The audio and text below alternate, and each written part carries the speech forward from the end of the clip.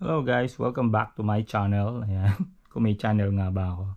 So, quick review lang ng mga cellphone ko all throughout the years.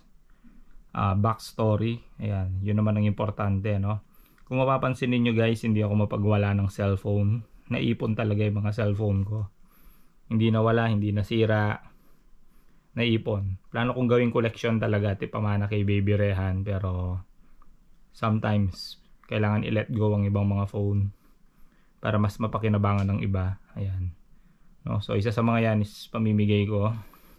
Ito, yan. So secret na lang kung kanino mapupunta. Okay. Ayan, so reviewin natin guys. Ito ang pinakauna kong phone. Ayan. So medyo basag-basag lang ang tawag dito, tempered glass. So ito yung Oppo F5 na na-avail ko ng 2017. Ayan, so top of the line yan noong 2017. Hindi ko lang binili yung red edition. Ayan, pero ang pinakauso yan, yung fingerprint scanner. Nung time na yan, no? 2017 guys. Kada 2 years, tawag dito, nag-upgrade ako ng phone. No? Dahil tapos ko nang bayaran sa credit card. Kaya ako ina-upgrade. Pero ito yung pinakauna. F5, Oppo F5 nung panahon na 2017. Sumunod guys is yung ito. Oppo F11, tumalon agad. After 2 years, ang daming lumabas. Ganun pa rin guys, fingerprint scanner pa rin. Tapos ito yung pinakamagandang tawag dito, colorway nila. Okay, yung violet na nagfi-fade. So yun ang binili natin. Tapos ang pinaka features dito guys is yung camera. Ayan. Kung familiar pa kayo yung tumataas na camera. Yan yun, no? So yan, bagong palit ng ano yata to, ng tempered glass. So ito yun guys. No, 2019 ko naman to nabili after 2 years. Oppo F5, Oppo F11 Pro. Hindi ako nagkakamali. Okay, then comes 2021. Siyempre, upgrade after 2 years. 2019, 2021. Ito naman, Oppo Reno 6Z. Top of the line din nung panahon na yon. Tatlong camera.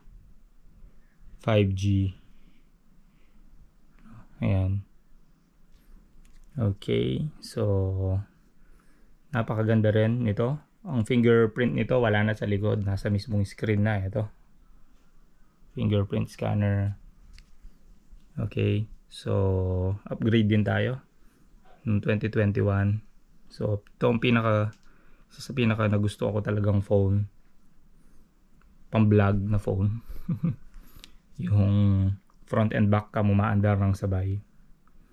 Okay, akala ko din ako mag-upgrade na matagal. Pero syempre, nag-upgrade nga tayo. So 2023, lumabas ang pinaka-latest Oppo Reno 10 Pro 5G. Ito yon. Ito yung mga camera niya. Malaking cam. Ito rin yung colorway katulad nung Oppo F11. Ito siya guys. Ito yung front niya, bagong-bago. Ayan. So ito ang magiging phone ko all throughout the year. Probably 2025 ang susunod na phone. Ewan ko kung anong lalabas doon. Okay. So Oppo Reno 10 Pro 5G, ang pinaka-latest na phone. So hopefully yan, nag-enjoy kayong manood guys. At alam nyo na ngayon bakit every 2 years nag-upgrade, kasi nga bayad na yung credit card. Kaya nag-upgrade na. Okay. So thank you for watching guys. Yun yung phone ko all throughout the years. Okay. Peace out.